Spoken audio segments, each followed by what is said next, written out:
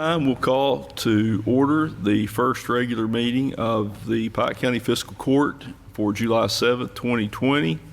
And at this time, I would like to ask Commissioner Brian Booth if he would say the invocation for us.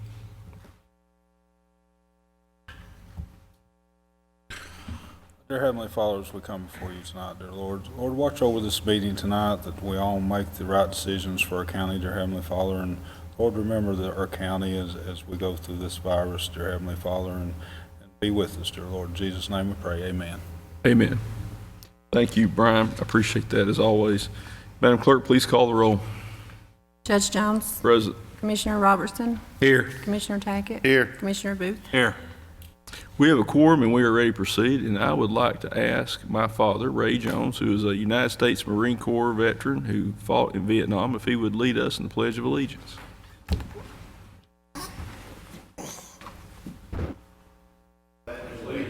To the flag of the United States of America, and to the republic for which it stands, one nation, under God, indivisible, with liberty and justice for all. Thank you, sir. Next item on the agenda is the approval of the minutes for the June 2nd, 2020 meeting. Is there a motion? Motion. We have a motion by Commissioner Booth. Is there a second? Second. We have a second by Commissioner Robertson. Is there any question or discussion? Seeing none, Madam Clerk, please call the roll. Commissioner Robertson. Yes. Commissioner Tackett. Yes. Commissioner Booth. Yes. Judge Jones. Yes. At this time, I'm going to skip around for just a minute. If we could ask Miss Sharon Hall to come up, we're going to move to the second item on the agenda. And Sharon is our grant writer, and we're going to be announcing some things here to increase our efforts to obtain grants and other sources of funding here later in the meeting. But I've asked Sharon to give us an update on all the grants that we are currently applying for. We have in various stages of the application process. So Sharon, if you would, when you go through these, give a very good explanation, because the folks at home may not be familiar with a lot of the acronyms, whether it's ARC, right, AML, CDBG, and all these acronyms that we use frequently. But if you would, please explain to the audience and also the folks who may be watching at home what we're talking about, and give a detailed explanation. So you have the floor, ma'am. Okay. Our biggest and probably most important project is the Wolf Pit Industrial Site project up at Wolf Pit on the new 460 highway. We just submitted an application to the Economic Development Administration for $1,869,000. We're hoping to hear from that soon. I know they've already reviewed the application and had us make changes on it so that it will be ready to be approved. We also applied for a coal severance match for that, $620,000, because that was a 20% match. Of course, that project is very important because it's the one and only industrial park that we'll have in the county that could employ up to 250 people to bring industry into the county. It's an 80-acre site, 88 acres of fantastic property. It's controlled field, highway grade, 3-foot lifts. It's a great, nobody will have to spend millions of dollars to use that site. Our next projects, phase 2 of Wolf Pit, will be AML, that's Abandoned Mines and Lands pilot program. The pilot program is money funded through AML to the state for economic development projects, and we'll be applying for almost $2.7 million. I'm working on that application right now. It's very important because this is our electric, fiber, phase 2 of the sewer, which is another package plant, natural gas, the access road. This completes the project at the park. I'm going to interrupt you just briefly so Yes. the public will understand. The $620,303 is money that we are taking from the recaptured coal severance tax money. Is that correct, Frankie, on the recaptured? The recaptured money got sent back to Frankfurt. That's right. They sent that back. So now it has to be from the single county account. From the single county account. As that money comes in, it builds up to a certain amount, a dollar amount, and then they ask you to refund it back to the single county. And then we apply back for it through single county. All right. So the total cost, now, just so we'll understand, if you look in the column, the administration fees, those are fees that are paid to administer the grant, total over $100,000. Is that correct? Yes, just on that project alone. Now, so if you look at that, that's money that will be paid back to the fiscal court for the purpose of administering the grant. Is that Yes. correct? If we don't get that fee, then someone else will get that fee. Well, that's why we need to administer as many grants as Yes. possible. And I've got some information I'll share a little bit later. All right, apologize for interrupting. Oh, no, that's okay. We also are going to submit applications to Abandoned Mines Pilot Program, AML, for some water line extensions to Brushy Creek, Sycamore. That's about 125 customers. It will, I just found out, supply water to a mining company, Excel. I'm in the process of getting a letter from them so that does make that an economic development project. Because typically, to apply to AML, it's got to be for economic development. ARC will be coming this fall, and we have a couple of ideas for ARC. One is broadband. We're completing the study for broadband right now. Actually, should have been already completed, and COVID shut that down because they could not You finish. might want to tell people what ARC is. Okay, Appalachian Regional Commission, which is an organization that is from Maine to Georgia. It encompasses multi-states, 119 counties among those states. West Virginia, Kentucky, Tennessee, Georgia, Pennsylvania. Down to Alabama, I think. Down to somewhere. Alabama, right. And not all of Kentucky is ARC, but of course, Eastern Kentucky is ARC. And ARC provides money for broadband, for infrastructure, for different things to help the Appalachian counties, what they consider distressed counties. And Pike County is a distressed county, which automatically gives you 80% grant money. That's coming in the fall. And the maximum you can apply is $1 million. And I do know they want to fund broadband, and they do want to fund other things too. And we hope to have fiber at our Wolf Pit site too. Okay, CDBG is Community Development Block Grant money. That is federal money that comes through the state for community facilities, economic development. It's like fire departments, community centers, any type of community facility. But now that is a 50% grant. You have to have 50% match. So you don't typically get as much money on those, but it's a good funding agency. You can apply for economic development year-round with them. There is no deadline. If you're creating jobs, you can apply for it. Okay, the Truist Bank, which used to be BB&T and SunTrust, became Truist. I just found out they have a foundation. Last year, I applied to BB&T and obtained funding for marketing for the Wolf Pit industrial site. We were able to purchase a sign, a gate. We did some photography. We're working on that right now to do some marketing. They have a trust that's minimum you can apply for. It's $25,000, and it goes on up because you're applying to the foundation. We have quite a few coal severance single county applications right now, House Bill 352. We had to reapply for any project last year that was House Bill 200 that did not get completed because they only give you a 12-month term. And most big projects take more than 12 months if you have other funding agencies in the projects, such as the Shelby Valley Fire Department had rural development money. Elkhorn City Sewer has multiple funding agencies in that one. Broadband had 4 different grants in theirs, so we have to apply for the balance on those grants. You have to go through the same process.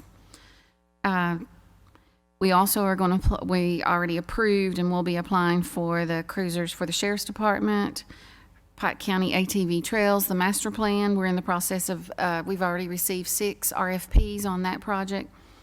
That will be, the deadline on that was July 20th. We'll be looking at that after July 20th. The advisory board will in the county.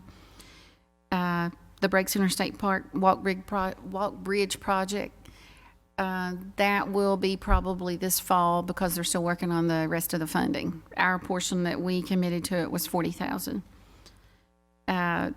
Coronavirus Relief Fund for the Sheriff's Department through the Justice Cabinet, $6,261. That was for PPE equipment.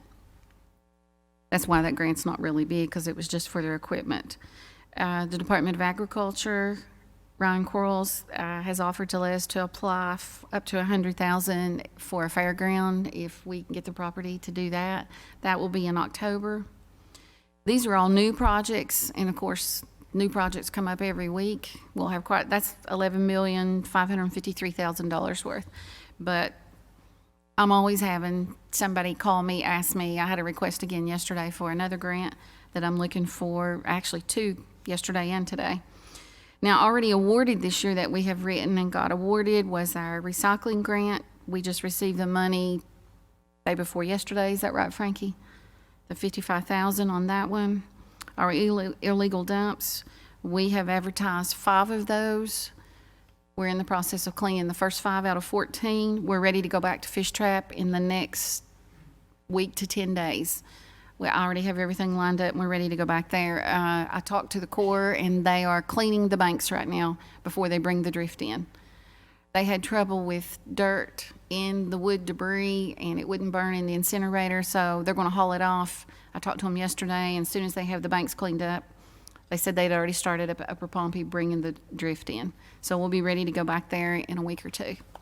Do you think we can get Fish Trap back where it was prior to the flooding? Oh, in the spring? definitely. A lot of people are concerned about that, but it was in probably the best condition it had been in a long time. It's just going to be an annual battle, and I think this court and future courts should be willing to commit the illegal open dumps cleanup grants, at least a portion of that, Right. to the cleanup of Fish Trap in the spring. This past year when they approved it, they called it a 5-year plan, which was good for them to call it a 5-year plan because we just got funded the second year. This year, that means at least we'll be funded at 3 more years. When we had the flood in February, by the end of February, we had it pristine, looking great. Then floods hit again in March. COVID hit at the same time, so we couldn't go back. But we'll have it cleaned in 2 weeks. All right. Thank you very much. Homeland Security, guns and ammo, body armor. I wrote those back in the early spring. I wrote them last year. They didn't get approved till spring because that money is based on gun sales that are confiscated. They had a gun sale at the end of January. I talked to them in February. They were ready to send us the money, and COVID hit, and we're still waiting. FEMA, I wrote a pre-app last year for $603,000. It got approved, so I did the full application. We are just now getting ready to start that project. That's on Pond Creek for bank stabilization and to acquire 3 properties that had repetitive flooding. BB&T Reinvestment Act program, that was the $7,000 for Wolf Pit on marketing. I'm about to close that one out. We just have one more thing. We just did the photography and we did some drone videos, photography that looks great. Just got those last week. Shelby Valley Volunteer Fire Department, their truck bay extension. I just had a bid opening at 6 o'clock last night and they approved their contractor at their 7 o'clock regular meeting last night. We should be starting construction on that in the next week or 2 and hopefully done by this fall. That's been a long project, but a good project. Center for Rural Development Broadband, that was phase 2 that we applied for another $100,000. Like there's 4 funding agencies in that one. As soon as broadband is finished, we'll close that one out too. Same as Kentucky Power and EDA that was also in that. That's a $210,000 project for a feasibility study. It should have been done by May 1st, but because of COVID, they could not do the internet speed testing in people's houses, so it got extended.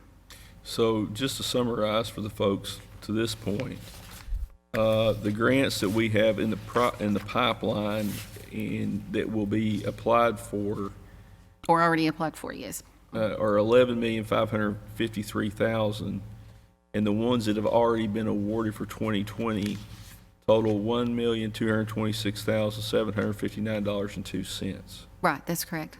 And then there's also the Lookout Residential Treatment Project. That's been extended, and that's another $429,815 in addition to the 1.226 million, correct? Uh-huh.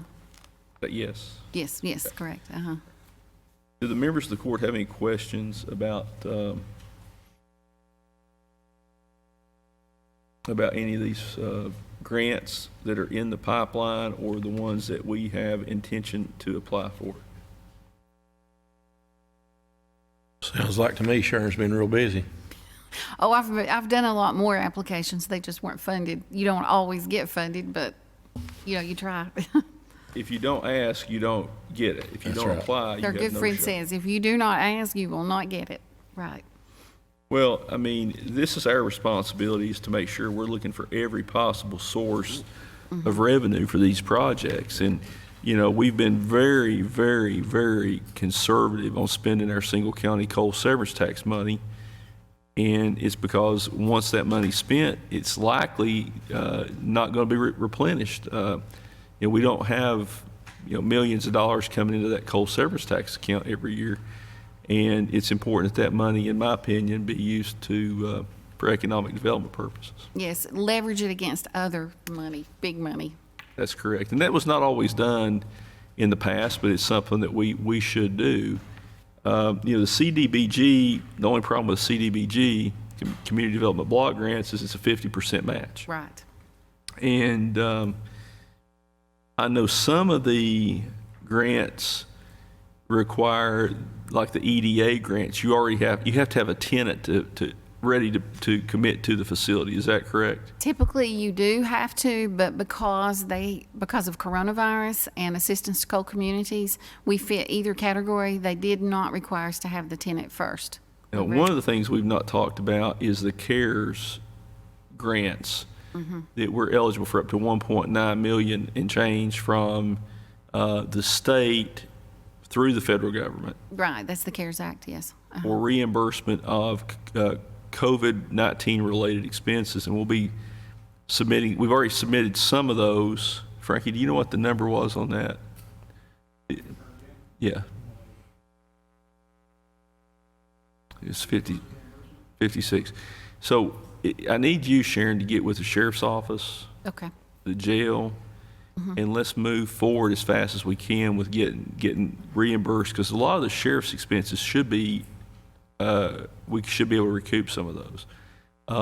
Some of the salary expenses where some of our employees have had to, Doug Tackett and Emergency Management, CJ, we believe that some of those, even some of the salaries for myself, Judge Hickman, and William Spears, we may be able to recapture some of that money from the CARES funding because of the time that we've had to commit. When I talked to them, they said any time that would not be normally regularly scheduled, if it's an activity COVID-related that normally would not be on your schedule, you could do it. Okay. Because when I was talking to the sheriff's department, I said, if you guys work these clinics, if you work this, I don't care if it's in your regular work day, but if this is work you typically would not do, it's covered. Well, I mean, if you really look at what we've had to deal with from the judge's office, virtually everything we've done for 3 months is COVID related. Right. Whether it's making sure our employees were safe, making sure that we were working with the health department, making sure that, our solid waste guys have the equipment they need, the road department people have what they need.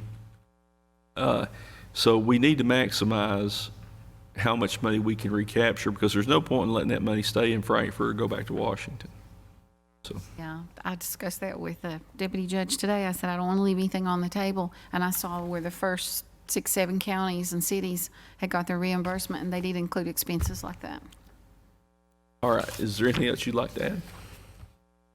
No, Keep up the good work. We appreciate it. thank you. Next item on the agenda is Deputy Judge Executive Reggie Hickman to give us an update on the Pikeville Senior Citizens Building. As we've addressed the public previously, we have some significant structural problems with that facility. And Reggie, if you need to, there's some handy wipes over there. Spot, Judge. All right. You have the floor, sir. What we have back is a report generated by Environmental Design Consultants and Consulting Services Incorporated of Kentucky concerning the Senior Citizen Center here in Pikeville. Part of the issue, or not part of the issue is that there's subsidence with the floor, the concrete floor, and the walls have pulled away from the ceiling truss.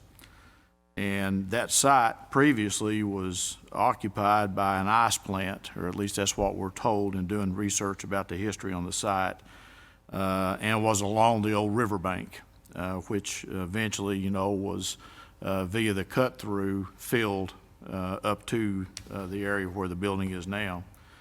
There was a lot of concern on the part of witnesses at the time the building was built that it was a combination small waste dump area for garbage and included trees and brush and all that kind of stuff.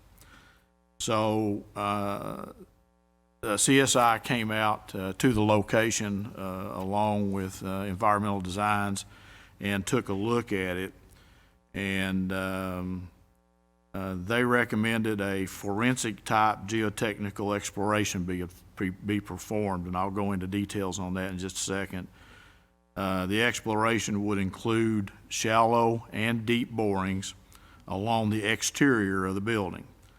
And there would be two primary depths involved in that. One would go all the way to bedrock, which they anticipate is about 75 feet deep, and one would go about 20 feet deep, just to measure the top structure of the soil down 20 feet. And then remedial repairs would be recommended or talked about at the end of that. So the borings would consist of 6 soil test borings, 2 along the outside of the building footprint that, like I said, will go to bedrock about 75 feet.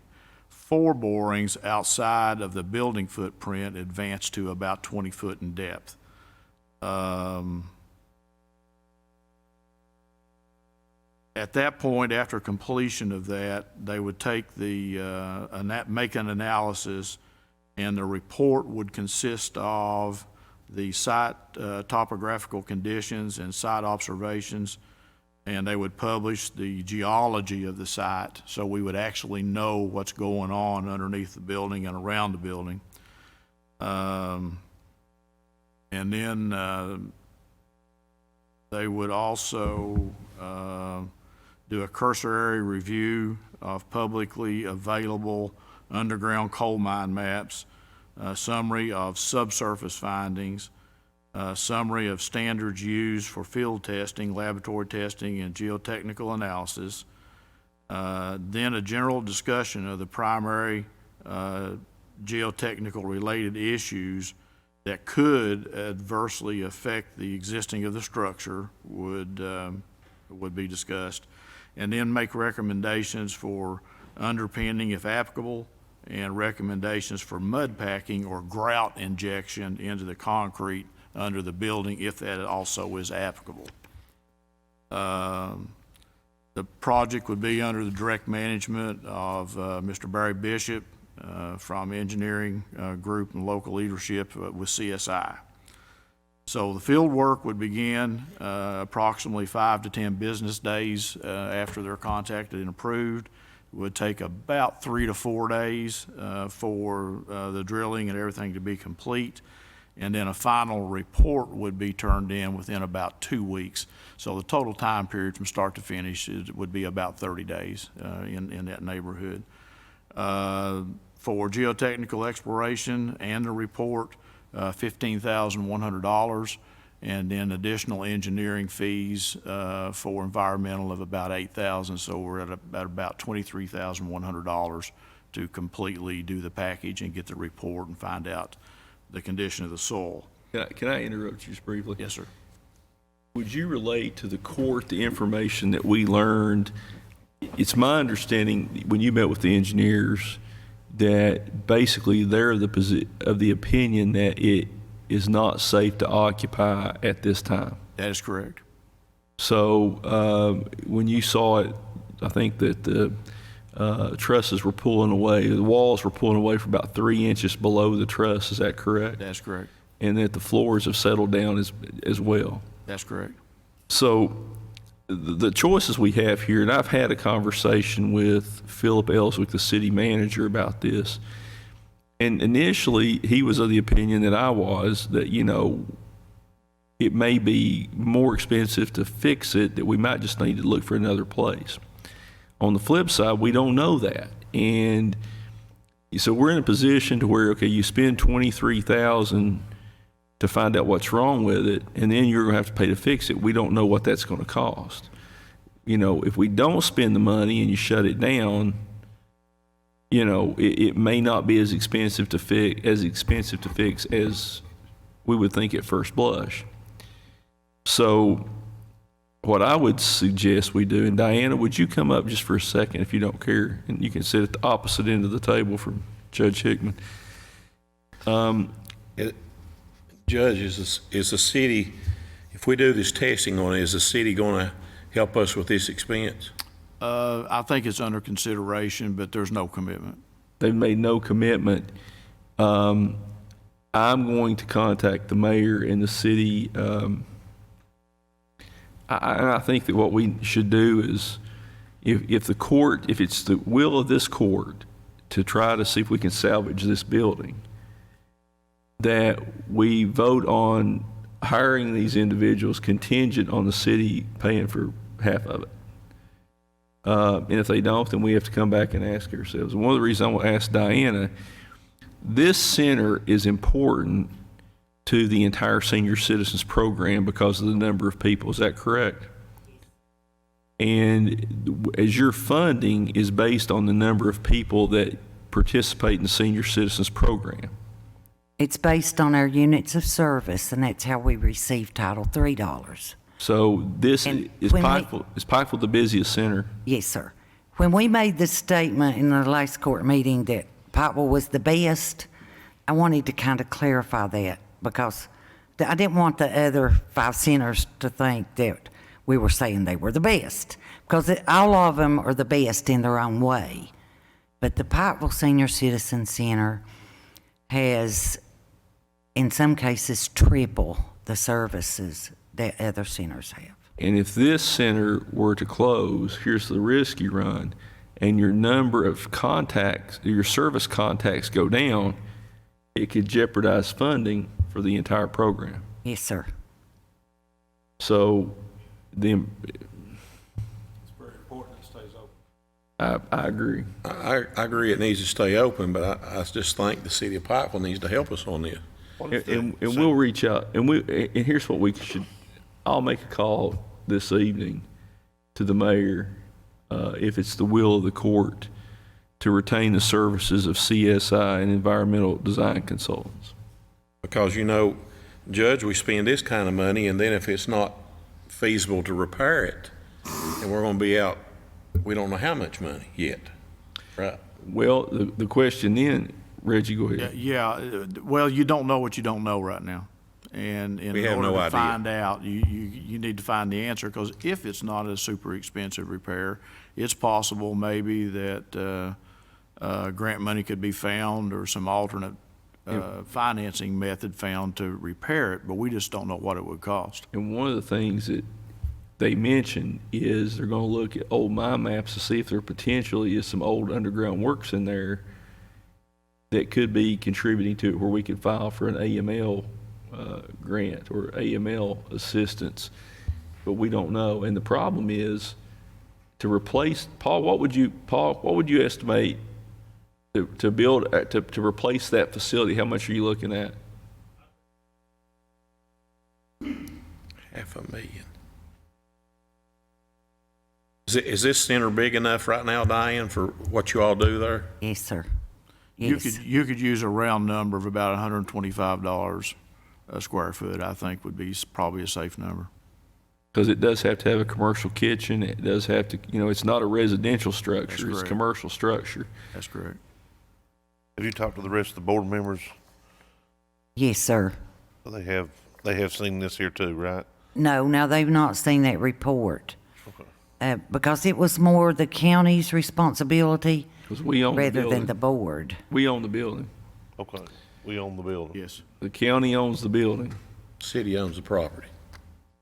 I don't know the city owns the property. I think we own the property in the building, and they give us about $30,000 a year. Is that correct? They provide a $30,000 grant, is that correct? Yes, it's a grant that is supposed to be used and is used for raw food for the Pikeville Center.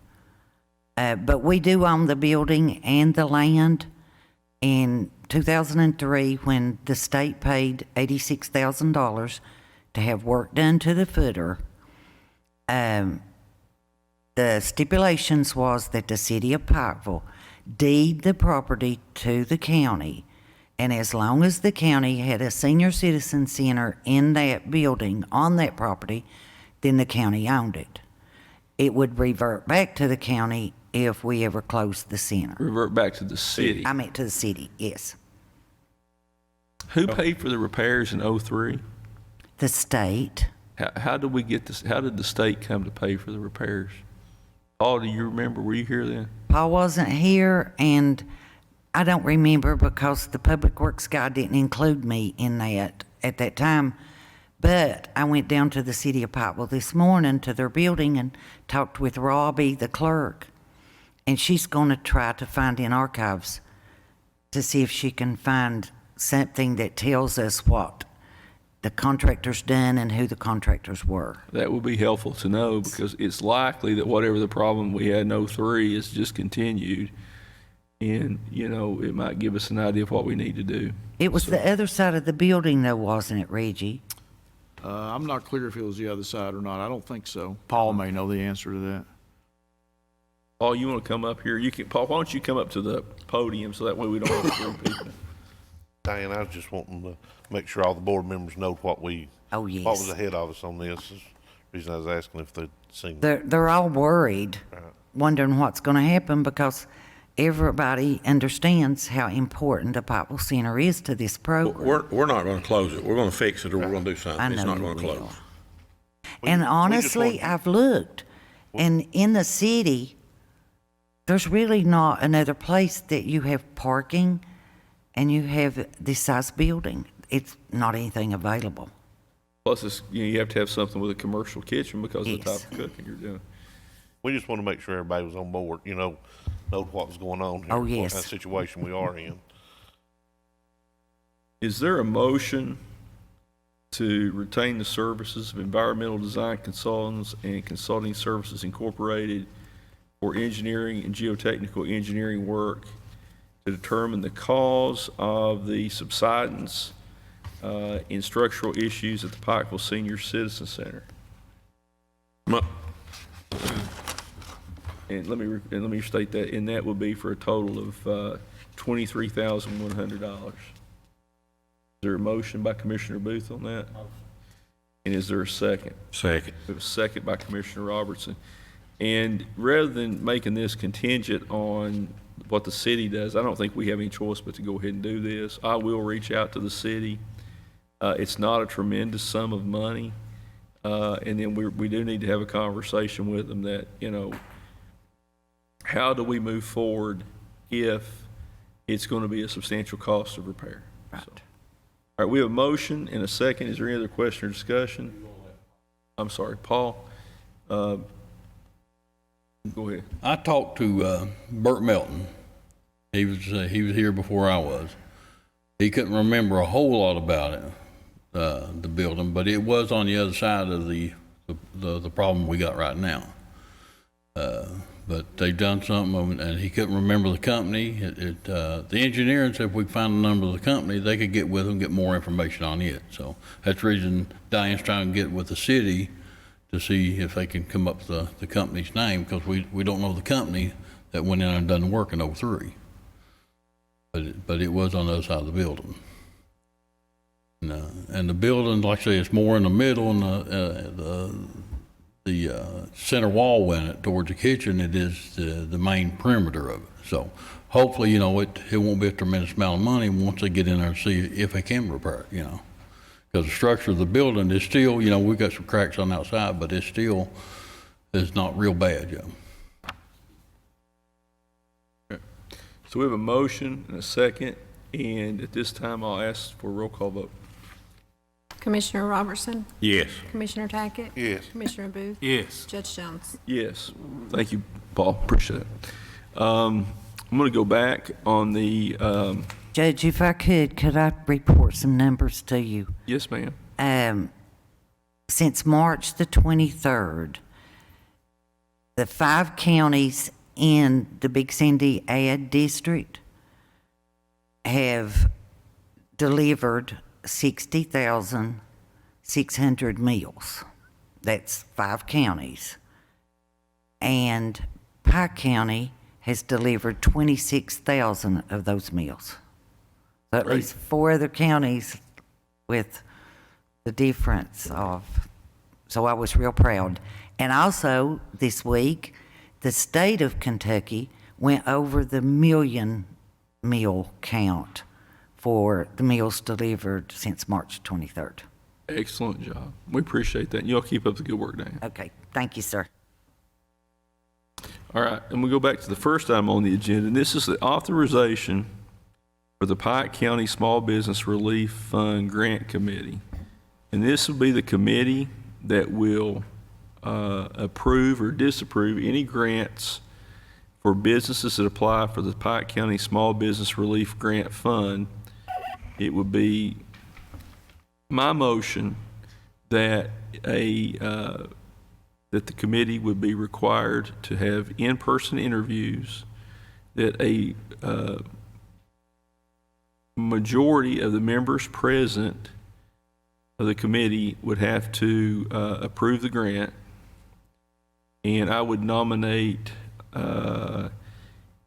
Jeff Vanderbeck from the Appalachian News Express, Pike County Commonwealth Attorney Bill Sloan, Rodney Scott, Pike County Sheriff, Rod Varney, former principal at Belfry High School, Tim Hatfield, who is a Pond Creek resident, that's CEO of Highlands ARH, Greg Fannin, who is our purchasing or procurement director, Mr. Kevin Hall from Hall and Jones Funeral Home, Robbie Lester from pharmacist in Elkhorn City, Andrew Scott, mayor of Coal Run Village, Deputy Judge Reggie Hickman, and Mr. Jerry Atkins. Would there be a second? Second. We have a second by Commissioner Tackett. Any other question or discussion, or anyone else that you all would like to see on the committee? All right, seeing no other question or discussion, Madam Clerk, please call the roll. Commissioner Robertson? Yes. Commissioner Tackett? Yes. Commissioner Booth? Yes. Judge Jones? Yes. And it would also, I would encourage that all of these interviews be face-to-face with these businesses. And that's one of the reasons I wanted Judge Hickman and Mr. Fannin on there, is to make sure that we've got proper documentation so that we can process these grants.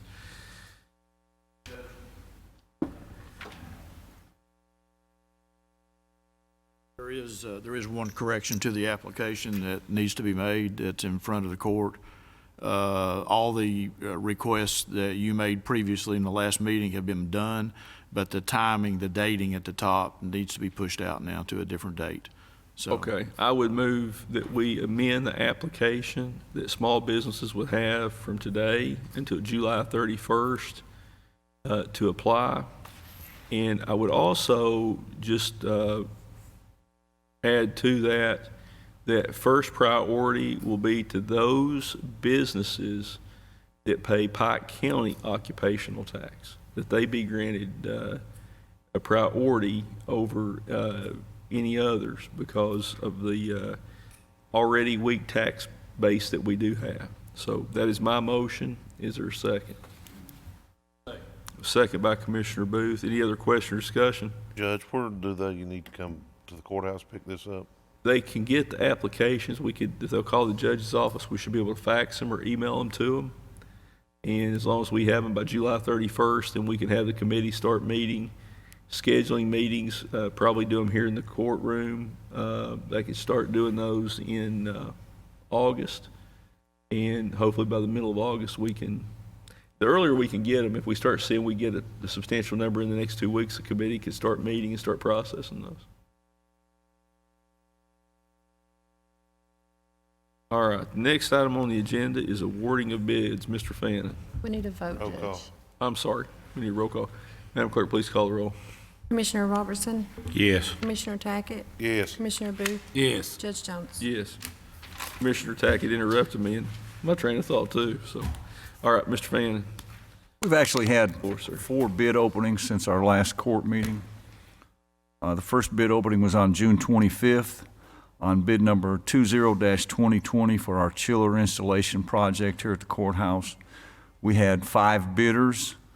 First one was DeBraw Kimball of Painesville that bid $36,275. Thermal Equipment of Prestonsburg, which bid $29,800. Simco Incorporated from Hurricane, West Virginia, which bid $35,285. Comfort and Process Solutions from Lexington, which bid $31,531. And Elliott Contracting from here in Pikeville that bid $39,000.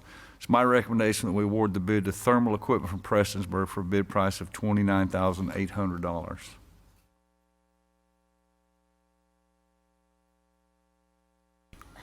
This is the installation only. The chiller itself, we bought through our buying co-op contract at a price of, we approved it, I think last meeting before, $74,300 for the chiller. What do we know about, I'm gonna ask Judge Hickman. Judge, do you know anything about this company? You comfortable with the awarding of the bid? You probably know more about commercial HVAC than. Okay.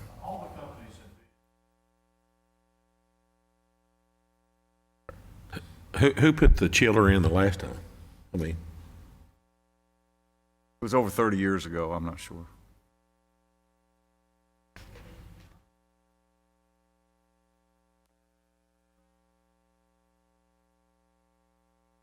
Well, you were probably.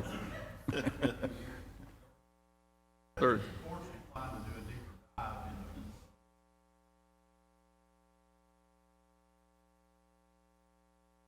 I just like to know a little more about these, you know.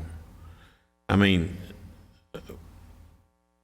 how long has these people been in business? I mean, the one from Prestonburg?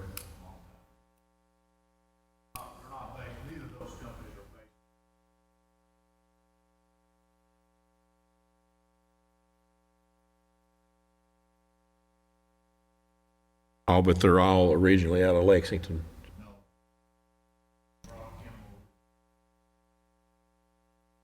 Yes, sir. Elliott is based here, correct?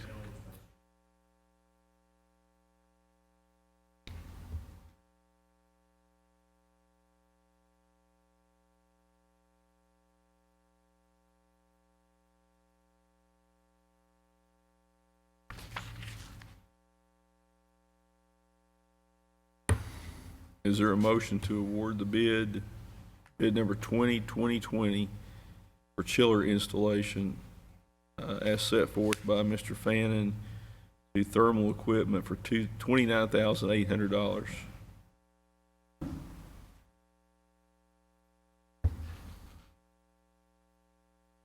What do you think?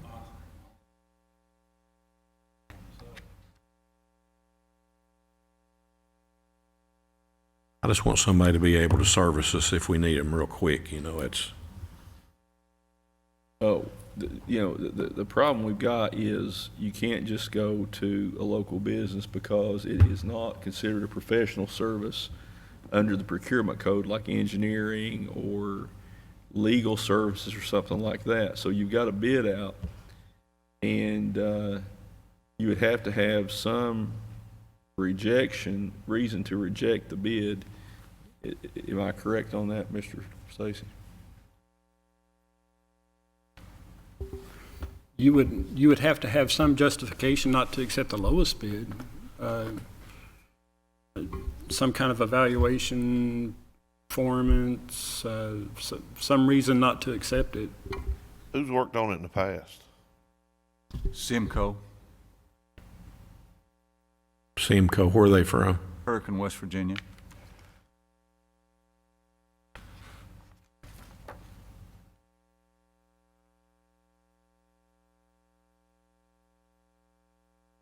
There was none of these other companies would work on it before? They have not. I think Simcoe did most of the work here in the courthouse in the past several years that I'm aware of.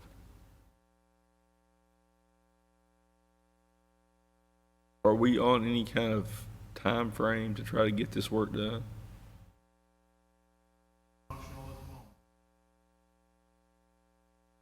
And we also have to think about when we actually do the chiller's going to be ready by the end of this month, is what I was told. But when we actually do this installation, I mean, we're without AC for 4 or 5 days, so we need to think about scheduling it when we have to actually have it done. If we can maybe wait. If we can wait till the fall part of the year. So September, into September, 1st of October, it might be ideal. We can pass over. You know, I would prefer that we could award it to Elliott, but when you've got almost a $9,200 difference. Oh, yeah. You can't. It's my preference that we spend money here at home. And, you know, I've got a lot of friends that work for Elliott, but on the flip side of it, you know, we've got the 5% variance that we can use to help make sure we give businesses the preference in choosing a local vendor.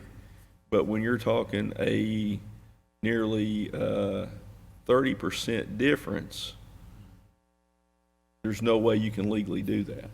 And would that be your assessment, Greg? Yes, sir. I mean, that's the whole reason we have to bid this stuff. Well, I mean, that's what I'm saying, you know. That's the reason I asked Greg if any of these companies have worked on it before, you know. None of them have. So this place out of Hurricane, I mean, we just call them up and they just come worked on it for us.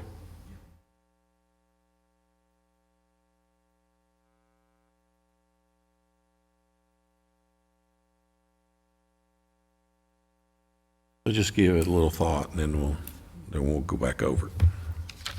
You want to do it today or just move it to the next court meeting?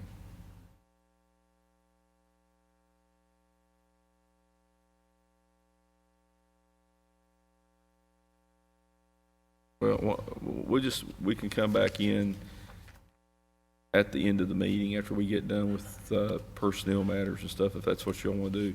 Like I said, I would prefer that the work be awarded to a Pike County company, but with the difference in the price, I don't see how you can do that. And if you've got, you know, and I'll just be quite candid, if we can't send it to Pikeville, Pike County company, I'd just as soon it go to Floyd County, because I'm going to talk to you. I agree with that part. Okay, and with the financial situation, you know, 9,000 is 9,000, so.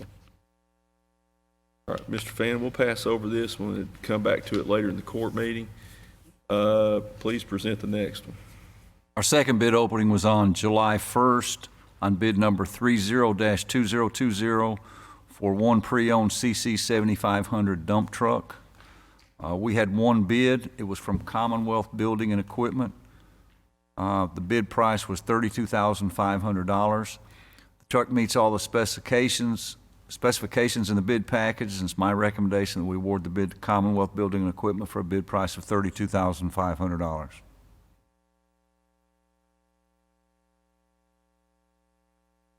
Is there a motion to award bid number 30-2020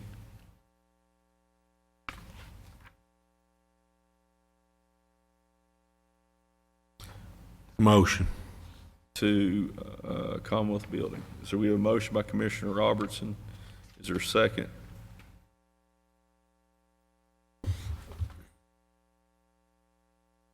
Second. A second by Commissioner Tackett. Is there any other question or discussion? Seeing none, Madam Clerk, please call the roll. Commissioner Robertson, Yes. Commissioner Tackett. Yes. Commissioner Booth, Yes. Judge Jones. Yes. Mr. Fenton. Also on July 1st, we had a bid opening on bid number 31-2020 for one 20-ton Dana Weld trailer. We received one bid. It was from Commonwealth Building Equipment for a bid price of $10,000. The trailer meets all the specifications in the bid package, and it's my recommendation that we award the bid to Commonwealth Building Equipment for a bid price of $10,000. Is there a motion to award bid 31-2020 to Commonwealth Building and Equipment?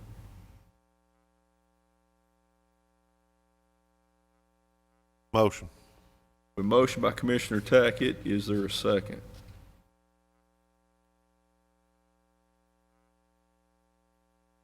Second. Second by Commissioner Robertson. Any other question or discussion? Seeing none, Madam Clerk, please call the roll. Commissioner Robertson, Yes. Commissioner Tackett. Yes. Commissioner Booth, Yes. Judge Jones. Yes. Greg, I think on this first one we just did a minute ago on the chiller installation, this is bid number 20-2020. Should that be 30-2020? No, it's actually 20. What it is, these companies wanted to come in and look at the setup and measure and all that, so I allowed about a 45-day time period from the time I advertised the bid, sent the bid out, until I had a bid opening. We've had several bids in between in that time period. So all 5 of these companies came on site and looked at it? 4 of them were here. Which ones? I think the only one that wasn't here was Simcoe. They were familiar with the setup. All right, Mr. Fan, you have bid number 32-2020. Yes, sir. Also, that bid up was on July 1st. This is a rebid. This is for our off-road diesel fuel. We got a late bid last time, so we couldn't accept it, so we had to rebid it. There were 2 bidders this time. Jones Oil from here in Pikeville. Their bid price was for rack price plus 7.5 cents transportation and a 2% profit per gallon. Our second bidder was Trimble Oil of here in Pikeville. Their bid was for rack price plus 20 cents transportation and a 6-cent profit per gallon. It's my recommendation that we award the bid to Jones Oil. Is there a motion to award bid 32-2020 for off-road diesel fuel to Jones Oil Company of Pikeville, Kentucky? We have a motion by Commissioner Booth. Is there a second? Second. We have a second by Commissioner Robertson. Any other question or discussion? Seeing none, Madam Clerk, please call the roll. Commissioner Robertson, Yes. Commissioner Tackett. Yes. Commissioner Booth. Yes. Judge Jones. Yes. Thank you, sir. We'll come back to the other bid on the installation of the chiller. Remind me to do that. Yes, sir. Mr. Little. Before he gets up here, we have the Road Progress Department, the Road Department Progress Report. And is there a motion to adopt? We have a motion by Commissioner Booth. Is there a second? Second. We have a second by Commissioner Tackett. Is there any additions or other items that need to be added to this list? All right, seeing none, Madam Clerk, please call the roll. Yes. Commissioner Tackett. Yes. Commissioner Booth, Yes. Judge Jones. Yes. Mr. Little, you have the floor, sir. Judge, about the only thing that I really have is just like to say that we're making good progress on the bridge on Elkhorn Creek. That would be the special crew, which is made of Thomas Thacker. And we're also using the crew at 4, and then one guy, Pernell Roberts, off from District 3 on the bridge. But it's coming along well. Hopefully we'll start pouring by this week. Earlier this morning, I went down to the District 1 road lot, and they're short-staffed, as most of all of our lots are due to the workforce reduction. But they were saying that the mower is also down in District 1 now. How many mowers do we have down? 2. That would be that one, and then District- the one for District 6. District 6. Yes. Any ideas when those are going to be repaired? Actually, the one for District 6 should be very, very quick. Now, I'm not for sure about the one for District 1, about how long it will be on the repairs for it. Is this the same mower we've been working on for weeks? It is with the transmission. I think we need to take the mower back to where we had it worked on, and they need to work on it. There may be a slight issue with that. We can talk about it a little bit. But I think there might be an issue with the reason it hasn't been sent back yet. I can tell you a little bit more about it probably. All right. I know I need a mower man up there. I need a mower man. I do. I know you do. I mean, I'm getting it from everywhere. And I know you are. And I've been real patient. No, you've been. I have been real patient. I mean, I begged Reggie, but I mean, when they start calling you 4 or 5 times a week over weeds, I mean, it gets old. Yeah. I'm going to just say something in your defense, our defense. People need to realize the financial situation and the fact that our crews have had a 1/3 reduction in manpower. I tell them that, Judge. And you know, I mean, the choice is pretty simple. We have to make do with the means we got, or you raise taxes. And one thing maybe that you don't understand is we don't actually have mower men. So what we're doing is to get the weeds mowed, we're taking an operator and putting him on a mower. We're taking a truck driver and putting him on a mower. When we do that, what we do now, we said we can only do one job out in the field a day. And when you have a tree fall, that takes the rest of the crew to go move a tree. Because Fabian, I feel for you. I know. I realize that. Well, Judge Hickman. But I mean, we're even short a truck driver up there. We are. I mean, he had asked me today about, just how much springs up on you in a day. That's right. It's every day. Every day you have something that you didn't plan on this road department. There's something you didn't plan for happens, and then you have to go and figure out a way to go handle that situation. So, it is what it is. But we are trying, and we are working. And the part of the problem is the way the county's administrative code has always been, in terms of when somebody gets sick and they've got all this sick time, or they're entitled to extended leave. A lot of times you have a hard time replacing them because they're still being paid and they're not working. So you're actually paying twice for the one job. You're paying twice for one job, and it's something we've changed, but a lot of people had a lot of sick time, and I just remind people, we lost $600,000 in state road aid 2 months ago because of the pandemic, and it's likely to be more. Yeah. So, and the Herald Leader said yesterday that the state's looking at a nearly $1.2 billion shortfall. And I can assure you that they're not going to increase our road aid when they're looking at that. If anything, it's likely to get cut more. And I've asked people to be patient with the commissioners and myself and with the road department. There's only so much you can do with the resources you have, and it's a bad situation. And that goes back to what I'd said earlier on. If you have to become reactive instead of proactive. I mean, you just have to react to what happens and try to keep roads open, as to being able to, really plan and have a good work program, I guess is what I'm saying. And my question is, I'll throw this out to the commissioners, the mowers that we do have are not reliable. They're not, and actually the 3 best mowers we have we found out they're not really suitable for the job. Because my intention was, when I first came, was that I would take those sickle bars off from those mowers and put side mowers on, drop decks.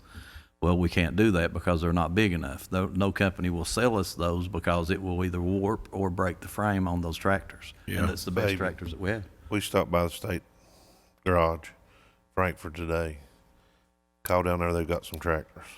I don't know if it's something that suits you or not, if we can even use them. Check on it.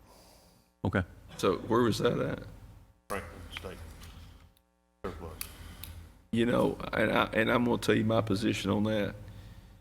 I was very critical of the prior court for buying stuff at a surplus auction. And I've said this, and I'll say it again. When we buy stuff at a surplus auction and the state can't keep it running and make it work, we don't have the resources. Well, what I've seen, some of their junk might be better than some of our junk. Well, I call it junk because I know we're going to have auctions. So. Well, my theory is we would be better off biting the bullet and selling every tractor we've got, getting rid of the stuff the sickle bars don't work. We'd be better off either taking them and trading them in or selling them and buying three tractors that will let us do what needs to be done. And I agree with that. I agree I agree too. with that 100%. I won't vote for. How many tractors we got? 6? No, we actually have probably 9. I think we have 9. And we got so many of them, it's got the sickle bar on, they're not any good. Yeah. They don't work No, on what we need. the three best tractors we have actually should bring good money because those are newer tractors. They're just not suitable for us, but they would be suitable for a farming. Well, the problem you run into on the sickle bar mower is just like the mouth of Upper Chloe there. It cannot reach over that guardrail and clean so people can pull out, go right or left. No, but then that goes back again to why I would said earlier on that we need some type of a spray program. It may not be a full-fledged spraying, but for situations like that, we do need to get these guys certified so they can spray. Now, I can go back to what Sharon said. This year, the reason we couldn't do it, and I wanted to, is because of COVID. They didn't allow, so what they done was anybody who was certified before, they recertified them, but you couldn't get new certification. There's some halls and roads out there that we can spray. We can spray, that's right. Nothing on the creek side. And what that does, though, is that helps us in the time because we can pass by those. We're not dropping, we're not mowing, and it will speed us up to getting into some of these other hollows. We've got a flatbed truck over there, we just have to get the tank and the sprayer to go on it. Is it too late to try to do? We can't do that this year. No, we cannot. No. No, because you can't get certified. You can't get certified this year. What, Whenever one opens up, we'll just Yes, as soon as that class Is there opens any up, we'll do it. contractors that we could look at to try to spray some of these areas that we could bring in? Now, that's Because something it I is a can safety- research. It is a safety issue. It So- is. It is. So let's do this. Let's identify if there's a company out there, that, and I'm not talking a big area, but they could hit the high spots, like Well, the particularly the intersections. Would yeah, you? blind curves. I mean, Blind there's curves. several of those. That's where the people's complain about mostly.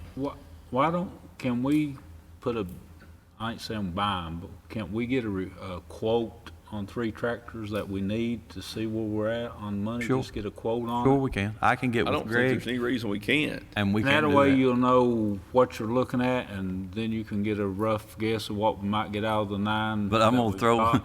I'm gonna throw something else out there. Is I know it's mowing season, and I know the focus is on the weeds, but guys, I'm telling you, is I also need 3 excavators. Well, But I'm not trying to pile on, but I'm just I know, saying but- what the needs are.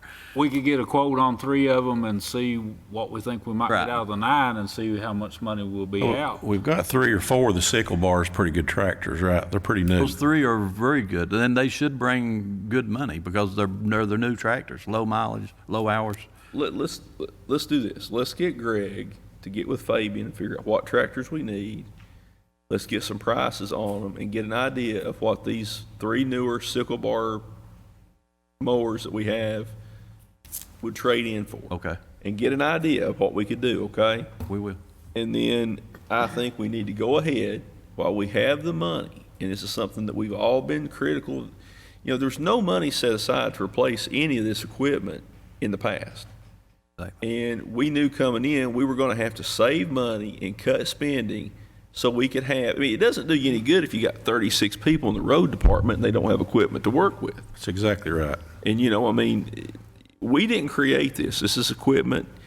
You know, when we've had 6 rubber-tired excavators. We took one of them out of service because you can't keep them running. It's just a matter of time till another one comes out of service. Exactly.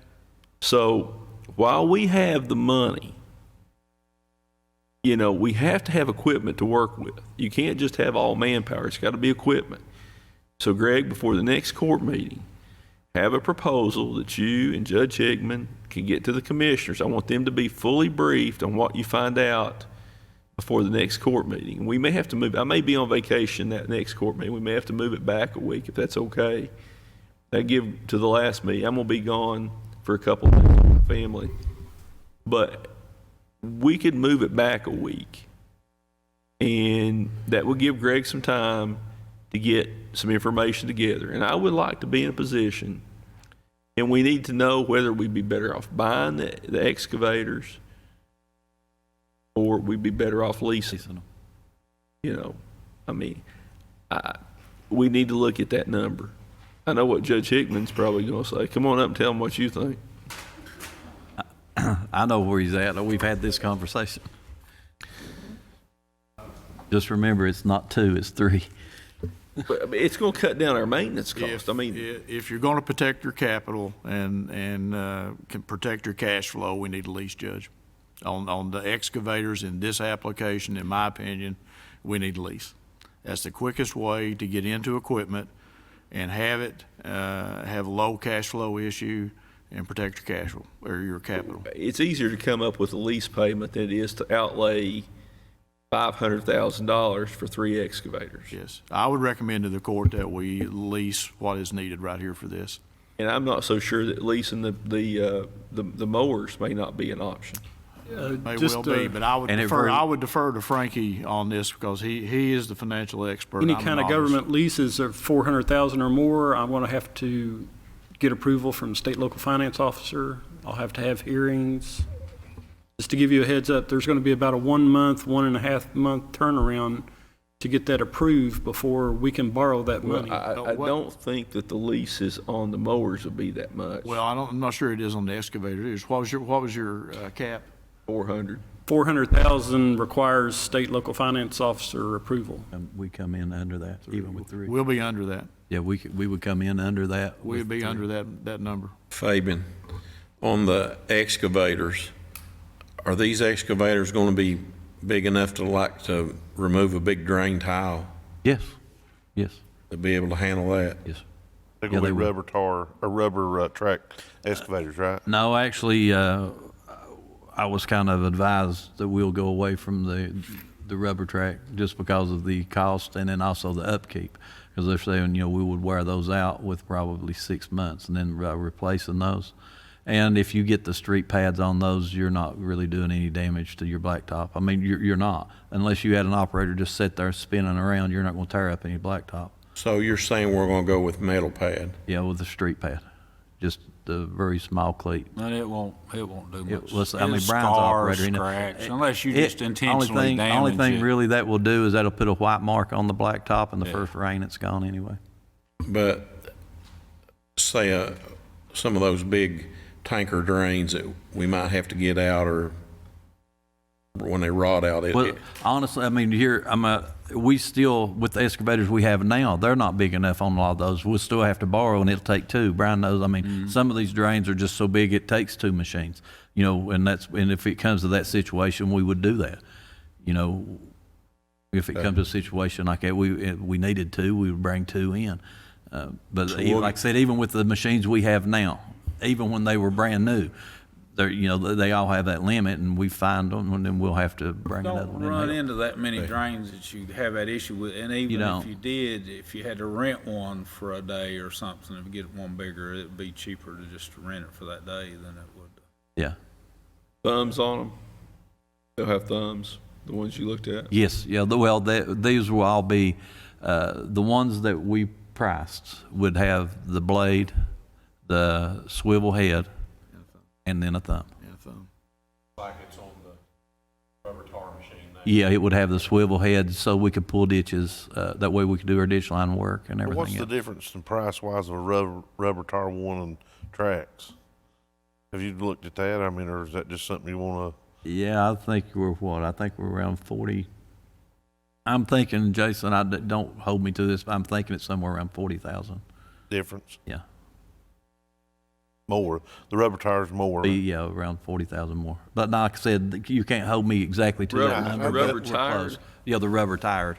But see, honestly, I'm inclined, I would like to see us get away from those rubber tired completely, is because just for what the road department does and what we need that machine for, the tracks are just way more beneficial. We can do so much more with that machine than with the rubber tired, you can't get it off a solid surface. If you get it off a solid surface, then you're pushing that machine past its limits.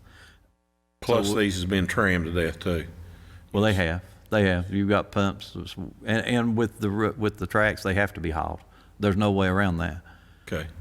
And we've actually even done, I've had a few people say, well, the time getting in and out of a hollow would be greater. Well, honestly, it's not, because myself and Thomas Thacker, we actually timed it on a machine in, I don't know, I think it was like a quarter of a mile or something. It took us like 3 or 4 minutes to tram to the low boy. So it's time's really not a good argument.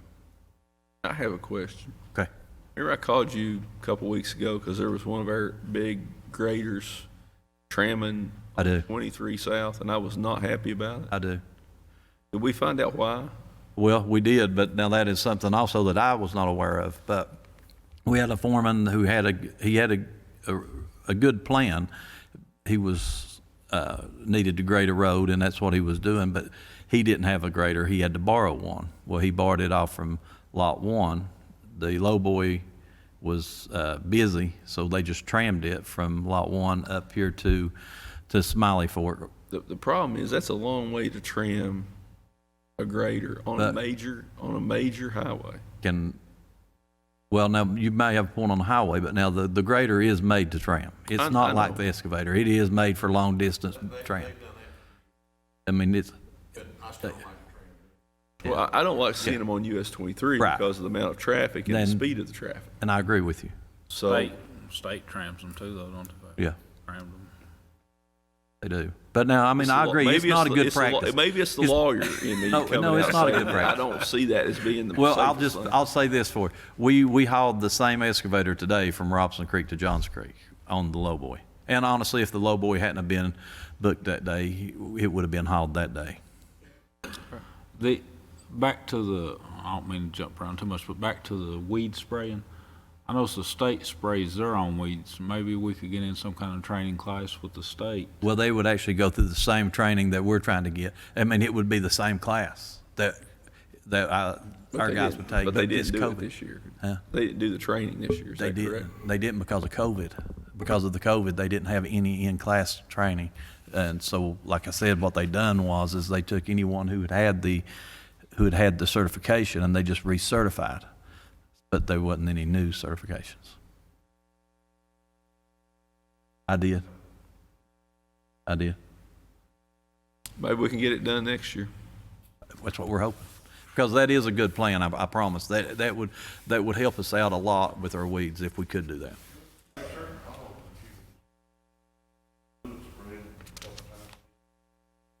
Yeah, and I think the judge was the one who brought this up too, is if you can just spray these intersections where you're meeting up to the state road, and it would help. It would help tremendously around the ends of bridges, culverts. I mean, it's like where I live. I mean, you know very well that road, there's blind curves, and, Yes. when the weeds are out, it's even more dangerous. You can't see. You just hope. Yeah. Yeah, I mean, you're just hoping. All right. Thank you, sir. Uh-huh. Mr. Stacy, Treasurer's Business. Where it's the start of a new fiscal year, I have about 5 or 6 standing orders that need to be reapproved. The first one is to authorize a standing order to pay training incentive payments through payroll for elected officials as documentation is received from DLG. Is there a motion to authorize a standing order to pay training incentive payments through payroll for elected officials as documentation is received through DLG? Motion. We have a motion by Commissioner Booth. Is there a second? Second. Second by Commissioner Tackett. Any other question or discussion? Seeing none, Madam Clerk, please call the roll. Commissioner Robertson? Yes. Commissioner Tackett? Yes. Commissioner Booth? Judge Jones? Authorize a standing order with the Pike County Clerk's Office in order to place or release any liens, to tag and title vehicles, to record deeds, or any other business necessary for the court. Is there a motion to authorize a standing order with the Pike County Clerk's Office in order to place or release liens, tag, and title vehicles, record deeds, or any other business necessary for the fiscal court? Motion. Motion by Commissioner Tackett. Is there a second? We have a second by Commissioner Booth. Madam Clerk, please call the roll. Commissioner Robertson? Yes. Commissioner Tackett? Yes. Commissioner Booth? Yes. Judge Jones? Yes. Authorize a standing order to pay Elliott Contracting Incorporated and Big Sandy Area Development District as advance funds are received for CDBG Grant 15-067, which is the West Care Lookout renovation. Those are pass-through funds. So as we receive the money, we'll pass it on to them.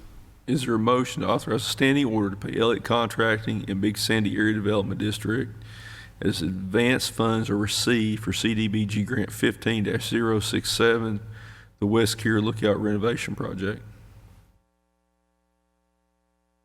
I'll make the motion. Is there a second? Second by Commissioner Booth. Any other question or discussion? Madam Clerk, please call the roll. Commissioner Robertson? Yes. Commissioner Tackett? Yes. Commissioner Booth? Yes. Judge Jones? Yes. Authorize a standing order for postage to mail the annual and quarterly solid waste bills for residential and commercial customers as needed, plus any other customer-related communication mailings for solid waste. Is there a motion for a standing order for postage to mail the annual and quarterly solid waste bills for residential commercial customers as needed, plus any other customer-related communication mailings for solid waste department? Motion by Commissioner Robertson. Is there a second? Second. Second by Commissioner Tackett. Any other question or discussion? Seeing none, Madam Clerk, please call the roll. Commissioner Robertson? Yes. Commissioner Tackett? Yes. Commissioner Booth? Yes. Judge Jones? Yes. Last standing order would be to authorize a standing order for checks to Anna Pinson, the Circuit Court Clerk, for filing fees of small claims cases for delinquent occupational tax, net profit tax, and solid waste accounts as needed. Motion. Is there a second? Is there a second? Is there a second by Commissioner Booth? Any other question or discussion? Seeing none, Madam Clerk, please call the roll. Commissioner Robertson? Yes. Commissioner Tackett? Yes. Commissioner Booth? Yes. All Judge day. Jones? You guys are gonna have to update the public here. What time did you guys leave this morning? We left last night, yesterday evening. All right. Authorization to pay Anna Pinson, the Pike County Circuit Court Clerk, her statutory responsibility as law librarian, $600 through payroll, once per fiscal year. Is there a motion to authorize Anna Pinson, to pay Anna Pinson, Pike Circuit Clerk, as county law librarian, $600 through payroll once per fiscal year? Motion by Commissioner Booth. Your second? Second by Commissioner Robertson. Any question or discussion? Madam Clerk, please call the roll. Commissioner Robertson? Yes. Commissioner Tackett? Yes. Commissioner Booth? Yes. Judge Jones? Yes. On that same note, Frankie, if you'd do me a favor, there's a lot of money in the county law library account. It has to be. There was thousands and thousands of dollars in there when I was president of the Bar Association back in '95. And I'm not sure what they're going to do with that, but it would be a service that could be provided to the public in the Bar Association. It has to be a six figures that's in there. Do you know how much is in that? What time did what coordinate?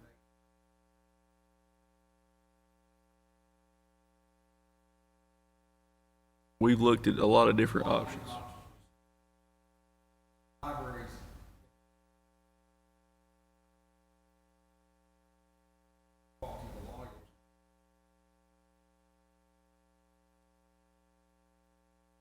There's a KRS that requires the fiscal court to pay between $600 and $1,000 to the circuit court clerk for law library each year, and it has to be in our budget.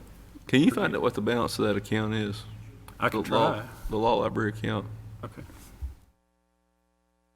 Every lawsuit are required to put $1. Something like that. It's got to be close to six figures because it was substantial 25 years ago. So, all right, Mr. Stacy, sorry to digress there. Acknowledge receipt of the annual financial statement of receipts and claims by vendor as required by KRS 424.220 for fiscal year 1920. Is there a motion to acknowledge receipt of the annual financial statements of receipts and claims by the vendor as required by KRS 424.220 for fiscal year 1920? Is there a motion? Motion by Commissioner Robertson. Is there a second? Second by Commissioner Booth. Any other question or discussion? Seeing none, Madam Clerk, please call the roll. Commissioner Robertson? Yes. Commissioner Tackett? Commissioner Booth? Yes. Judge Jones? Yes, Mr. Stacy. Acknowledge receipt of the annual settlement statement of assets, revenues, and appropriations as required by KRS 68.020 for fiscal year 1920. Is there motion to acknowledge receipt of the annual settlement statement of assets, revenues, and appropriations as required by KRS 68.020 for fiscal year 2019-2020? Motion. Motion. Thought you said no. Yeah, it's been a long day. These afternoon meetings can, all right. We have a motion by Commissioner Tackett. We have a second by Commissioner Booth. Any other question or discussion? Seeing none, Madam Clerk, please call the roll. Commissioner Robertson? Yes. Commissioner Tackett? Yes. Commissioner Booth? Yes. Judge Jones? Yes. The last thing I have would be to authorize the hiring of RFHP LLC as the audit firm to conduct the June 30, 2020 audit for the fiscal court, and the judge executive to sign all documents. Is there a motion to authorize the hiring of RFH PLLC as the audit firm to conduct the June 30, 2020 fiscal court audit and the judge to execute all documents? We have a motion by Commissioner Robertson. Is there a second? We have a second by Commissioner Booth. Any other question or discussion? Seeing none, Madam Clerk, please call the roll. Commissioner Robertson? Yes. Commissioner Tackett? Yes. Commissioner Booth? Yes. Judge Jones? Yes. Just to note, they'll be here starting July 27th to start the field work for that audit.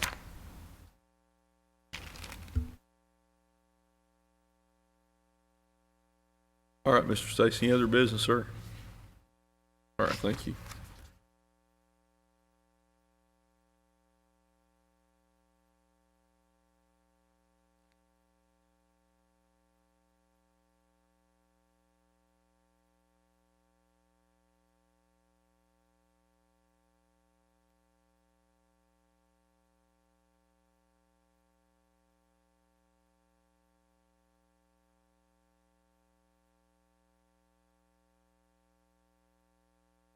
All right. One thing I do need to bring to the court's attention is last Thursday, I received a letter by email from Mr. D.B. Kazee of Fish Trap Incorporated in the Fish Trap Nature Conservancy. And this relates to a lease that was entered into on May 1st, 2013 between Fish Trap Incorporated in Pike County, Kentucky.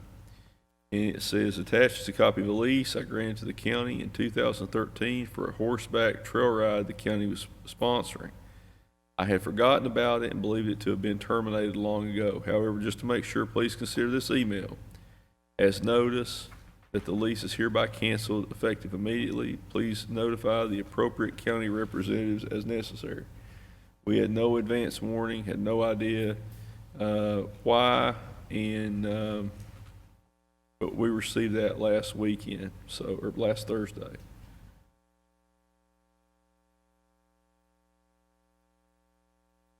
Where does this take in at, Judge? Property on Fish Trap Lake. Where you have the horse trail ride up there? You know, looking at this lease, it looks like it was only for a 1 year period of time anyway. It says that the term of the lease, the lessor grants to the lessee the non-exclusive recreational right privilege used at the expense of the lessee for an initial term of 1 year and will continue year to year unless earlier terminated by either party. Lease shall commence on the date hereof and shall terminate on the last day of the lease year unless automatically continued as provided. So,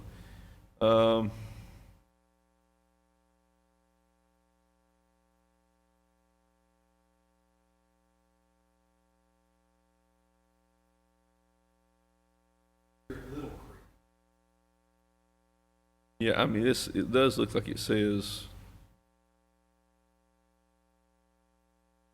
it was year to year, so it has been terminated. So,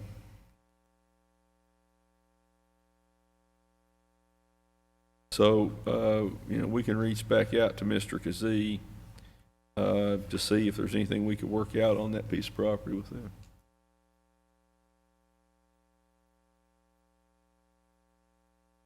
Everything would have went right. That was Middlefield. So I wanted to bring that to the court's attention.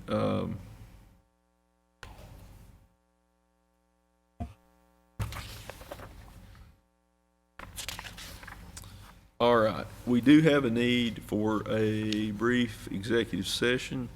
Mr. Hall, would you please instruct the public and the court on the relevant provisions of the Kentucky Revised Statute relating to the open meetings law as it relates to exceptions for personnel on specific personnel matters and pending litigation? Yes, Judge. Kentucky Revised Statute, or KRS, has exceptions to Kentucky's open records law, or open meetings law. And two of those that are applicable to an executive session here would be paragraph C, discuss proposed or pending litigation against or for the county, and or the subsection paragraph F, which is discuss specific personnel issues. Thank you, Mr. Hall. Is there a motion to enter into executive session? Motion. We have a motion by Commissioner Tackett. Is there a second? Second.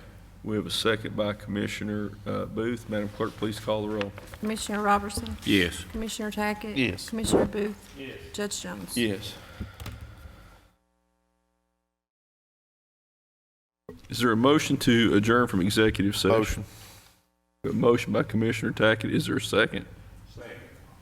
Second by Commissioner Robertson. Madam Clerk, please call the roll. Commissioner Robertson? Yes. Commissioner Tackett? Yes. Commissioner Booth? Yes. Judge Jones? Yes. It is my motion to approve hiring of Dalton Waller as solid waste loader Lot 1 at 2H rate of pay effective 7/6/20. To hire John Willis as a loader solid waste Lot 1 at 2H rate of pay effective 6/30/20. Approval to hire Michael Harden as a loader solid waste Lot 1 at 2H rate of pay effective 6/30/20. Approval to hire Christian Mounts as a loader solid waste Lot 1 at 2H rate of pay effective 6/25/20. Just let me say that we should be able to recapture that money on the COVID reimbursement because those individuals are replacing inmate labor, and we should be able to recapture that money on the CARES Act. Also, to acknowledge the longtime service of Charles Dave Lockard, effective June 30, 2020. He's a good man, fine employee, and he'll certainly be missed. And also, my motion to hire Eric or Clyde Ratliff as a grant writer in the judge's office at a 4A rate of pay, effective 7/1/20. And approval to move Scotty Mounts from solid waste to road Lot 1 as a weed mower at a 3H rate of pay. I want to briefly address the issue with Eric Ratliff as a grant writer. And a lot of people don't understand this, is when we apply for a grant and it's awarded, it has to be administered by a certified grant administrator. You have to be qualified. And those grants, a percentage of that money is paid to the administrator. So in the years past, you know, if it's the Big Sandy Area Development District, we would pay them, they would get a percentage of the grant to administer it. Well, the county's lost untold amounts of money. So by bringing Mr. Ratliff in the amounts that Ms. Hall talked about, those fees, that's money that we're going to be able to keep here instead of paying to someone else on the administration fees.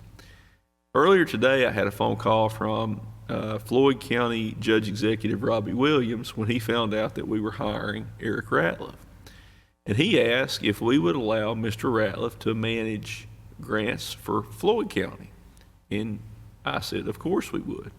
So when Floyd County applies for a grant, and they'll use Eric Ratliff, who's a Pike County Fiscal Court employee, and that money on the grants from Floyd County will come to Pike County. We're going to reach out to all the counties surrounding us and the counties that we can get to do business with us, and it will help us generate revenue for the fiscal court and also save money on our grants. Plus, when I was in the legislature, Eric had a lot of experience working on water projects and sewer projects, and we still have a lot of people.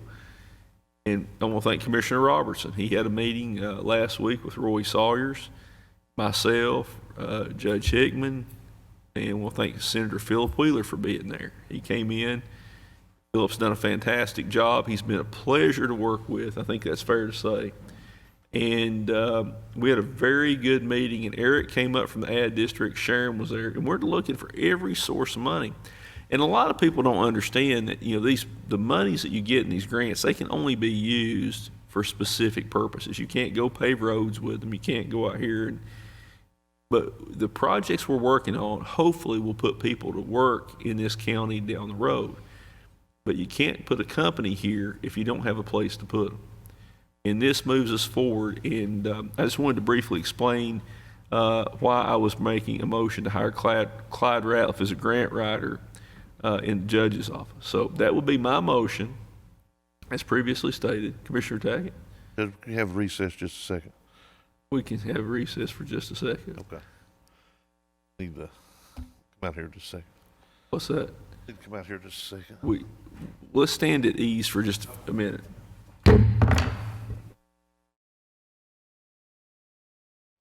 So, but that's the motion. I think I've correctly stated it. And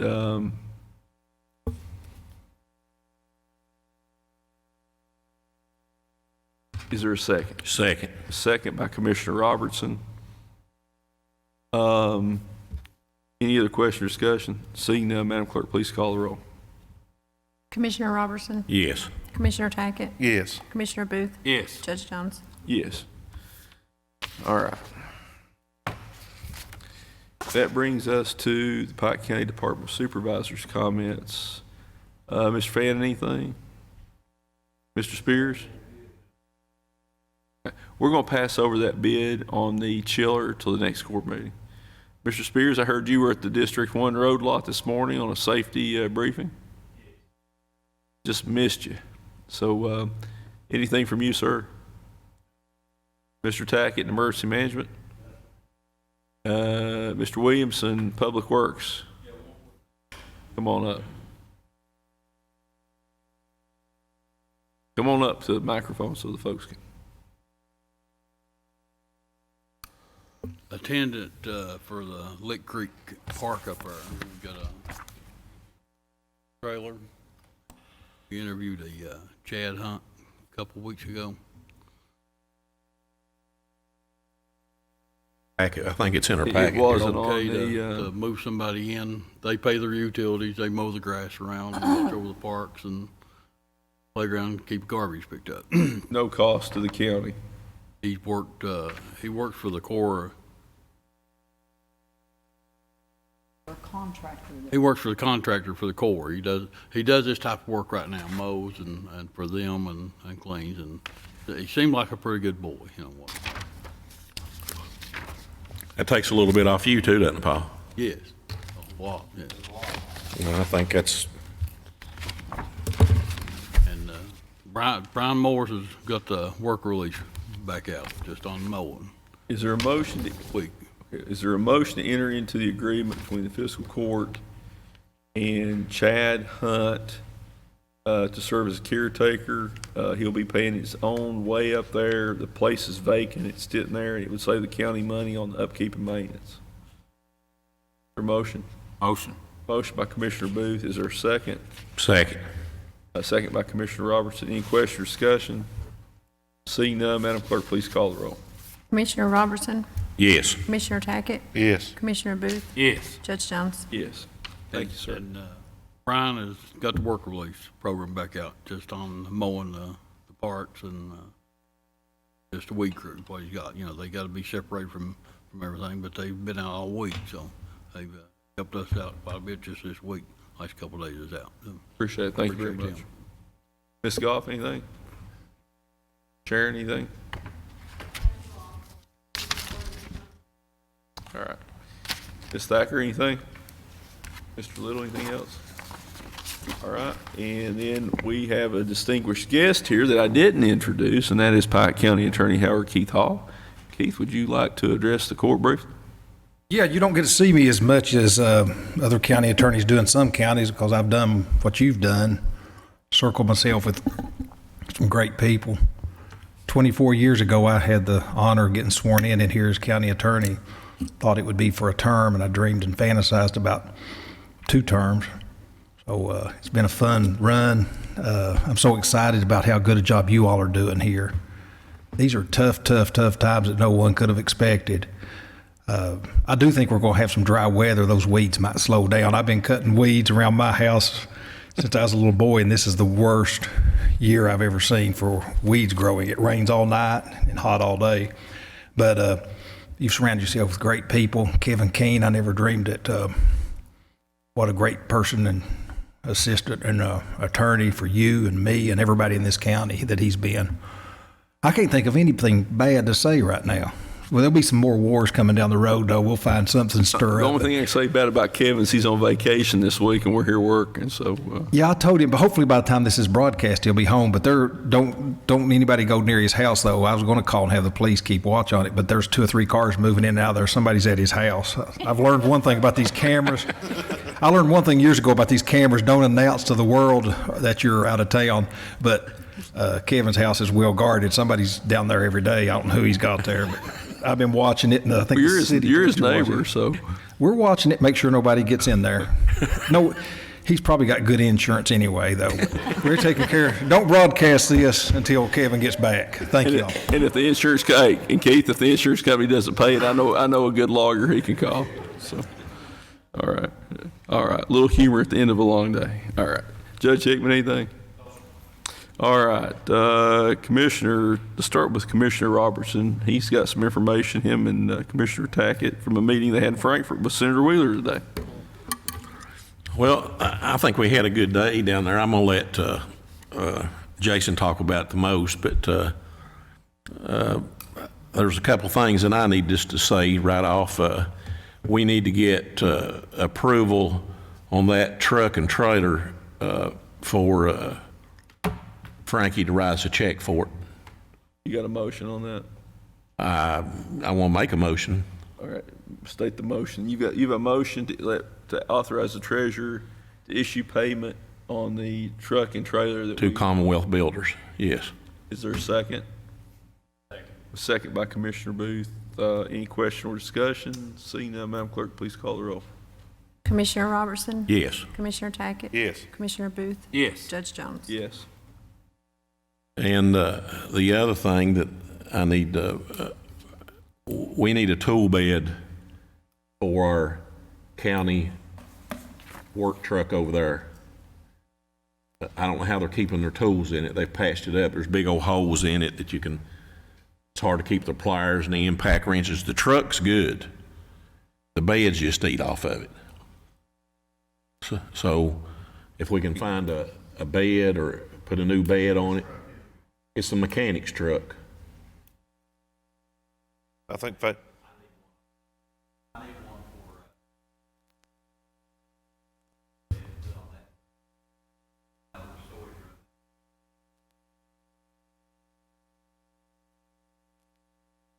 So his is a single wheel, right?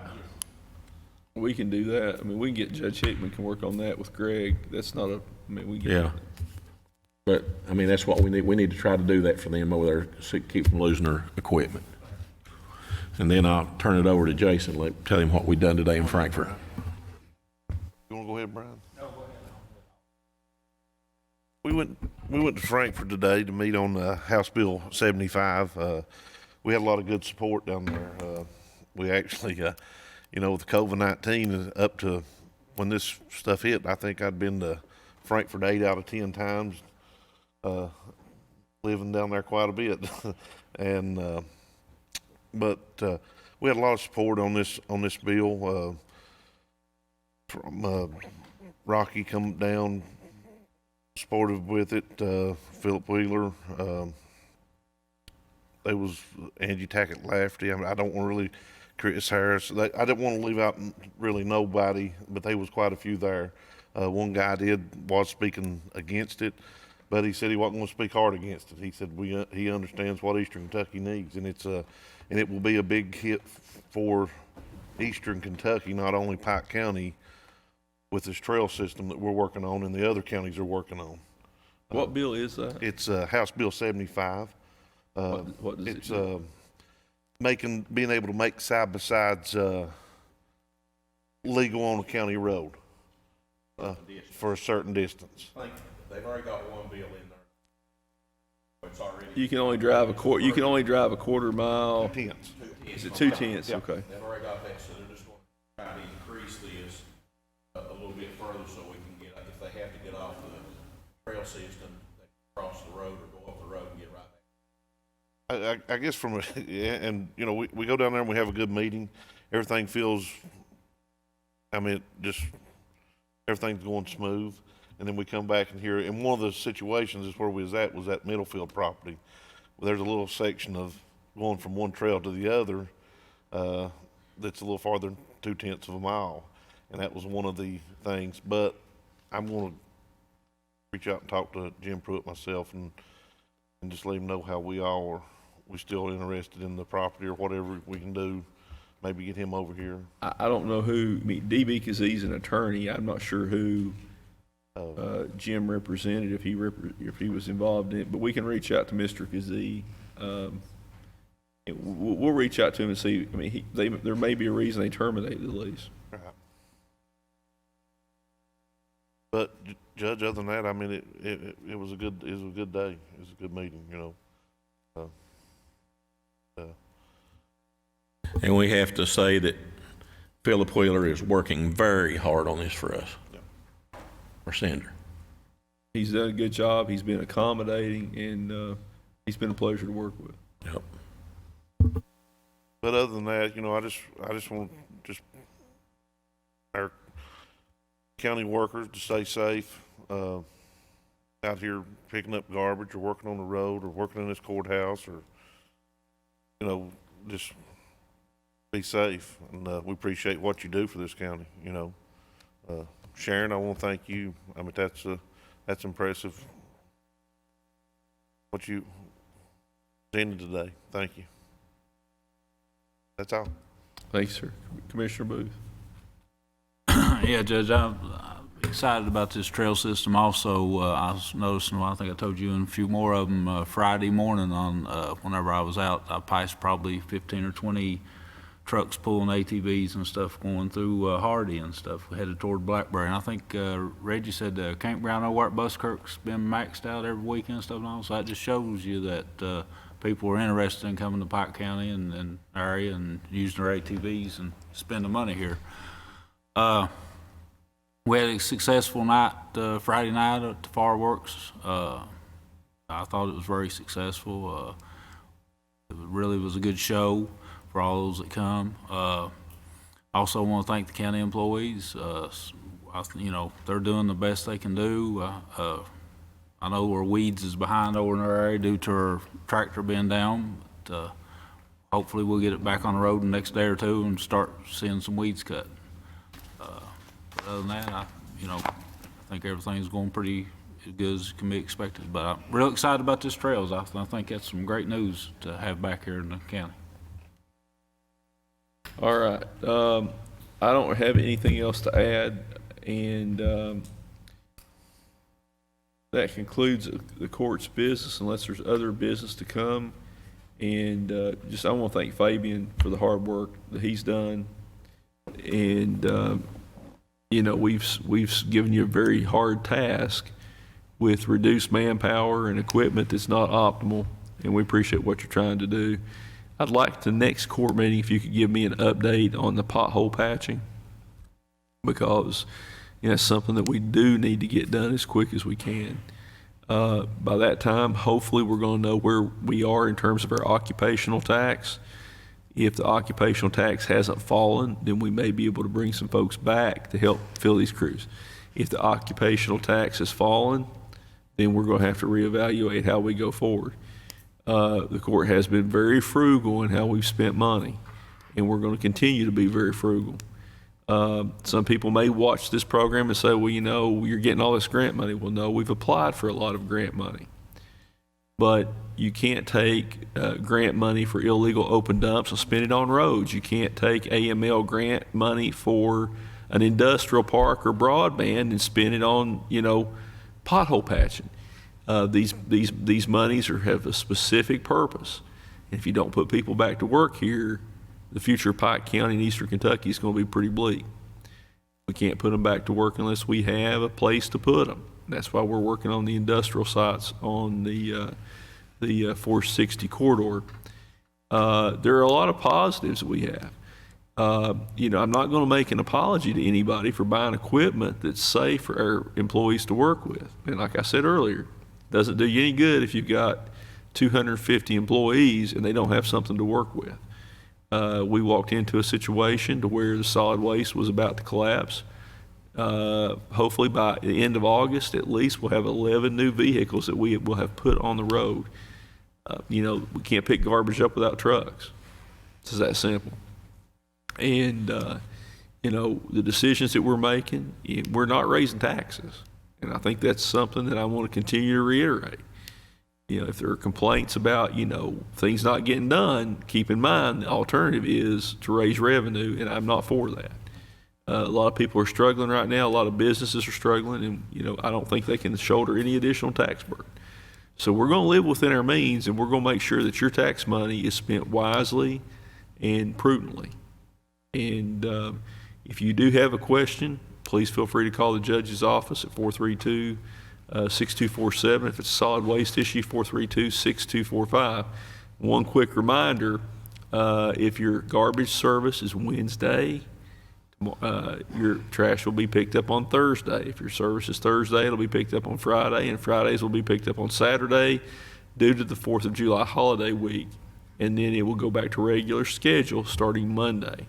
So again, thank you all for being here. Thank you everyone for tuning in. And we'll thank the members of the court for their hard work, and particularly Commissioner Tackett, Commissioner Robertson, for going down and meeting with Senator Wheeler and other members of our legislative delegation. Commissioner Tackett, you have one? I didn't want to leave, I don't think I did leave her out, but Representative Tackett Lafferty was there. She's part of the transportation. And she's done a fantastic job. She doesn't represent a big piece of Pike County, but she's always here when we need her to.